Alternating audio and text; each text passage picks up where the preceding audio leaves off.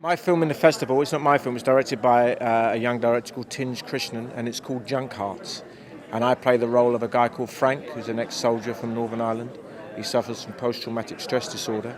And he meets a young girl called Lynette, she's homeless. And it's about these two, they have a kind of father and son relationship that goes through a lot of traumas and a lot of obstacles. But it's about how resilient their relationship and their love is for each other. It's a very uplifting film. And it's obviously a sort of low-key character-based film. Are these the kinds of films that are more difficult to bankroll these days, or what's it like out there at the moment? I tell you what it is at the moment. The independent films, the films between £1 to £3 million, seem to be getting made because the investment is such that people aren't taking too much of a risk. And the massive films, the films from 80 million onwards, they seem to be getting made because if you spend 150 million on a film, you can spend 150 million on promoting it. Sell a few Happy Meals at McDonald's and you get your money back. It's the films from 5 million to 15 million, the bread and butter of the film industry. They're the films that aren't being made. You know, films that, the budget of films like The King's Speech, you know. Films like that, we should be making more of these films because for our generation, they're the Ealing Studio films of our generation, and they're the backbone of the industry, and these are the films that we need to make money, we need to put money into. Have your feelings on that changed, the way things have, there's been restructuring at the BFI now to kind of incorporate... There's only been restructuring because people protested, really. I think it was an ideological decision, like all this. They came in, they saw they had an opportunity, and they think we're going to cut back here. They didn't know what they were doing.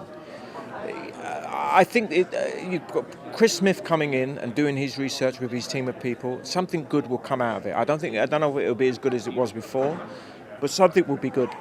But I think that because people spoke up against it, that's why it was changed. You do a variety of films from sort of big budgets to low budget. Is it a different atmosphere on the set? Do you enjoy one more than the other? I enjoy mixing and matching them. I enjoy doing the lower budget films because there's a different rhythm to them. Basically, I learned a lot about filming from my films with Mike Leigh, and I enjoy that more hands-on approach. The big films, there's a different rhythm to them. There's a different, you've got to have a sense of patience. You've got to have a sense of a different discipline to them. But I enjoy making them. I enjoy know how to work with all the CGI and keep my character intact. Sometimes it's very easy to lose a character in those films. It's very easy to keep a character in the low-budget films. How important is a festival like this in terms of drawing attention to these lower budget films? Well, we've made this film Junkheart, and whenever you make a film, you make it in isolation. We've given it out there. The first response is the London Film Festival have seen it, said we love it, and we're going to champion it. So for us, it's really reassuring. You suddenly realise, we might have made a good film because we think we have, but you never know until someone sees it. They've seen it, they enjoy it, and they're going to champion it. So hopefully that'll help it to get. It's already got a distribution deal, so it's already going to be seen in London, but it may be seen internationally. And just looking ahead at the festival this year, the lineup, are there any other films that you're sort of keen to see, or any that you're going to be making? Yeah, I want to see the Iranian film. This is not a film. I quite like the title, really. I want to see that film. I want to see Let's Talk About Kevin, and I want to see A Dangerous Method, and I want to see Dexter Fletcher's film because I'm very excited about an actor of his experience making a film. And a quick question about what you're doing at the moment. I believe it's Snow White and the Huntsman. I'm doing Snow White. I've just finished Jack. I've had a year of fairy tales. I've just finished Jack and the Giant Killer with Bryan Singer. I'm doing Snow White and the Huntsman, playing one of the Seven Dwarfs.